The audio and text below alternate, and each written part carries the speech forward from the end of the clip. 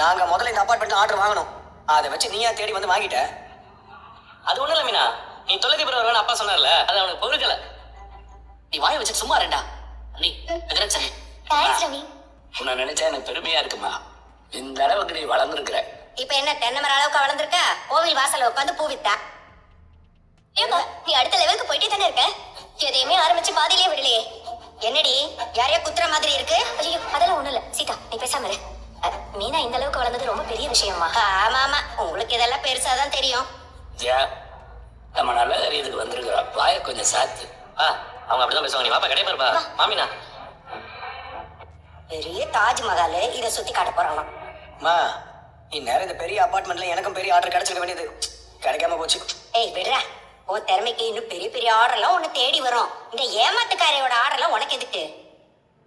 மீனா, இனிமே நமக்கு எல்லாம் இருக்கணும். மொத்த வீட்டுக்கும் இந்த பிளாக் அந்த பிளாக் எல்லா பிளாக் கொடுக்குறோம். வாங்க வாங்க ஒன்று சொல்றேன். அந்த பிளாக் இருக்குல்ல, இதே மாதிரி இருக்கணும். அங்க ஒண்ணும் அந்த பக்கம் ஒண்ணு இருக்கு. ரெண்டு கட்டமே வந்துருக்க. வாங்க வித்யா. வாழ்த்துக்கள் மீனா. Thank you. வாழ்த்துக்கள்ண்ணே. வாழ்த்துக்கள் சொல்றேன். உள்ள போ, நிறைய வாங்க உள்ள வாங்க. பாருங்க வித்யா.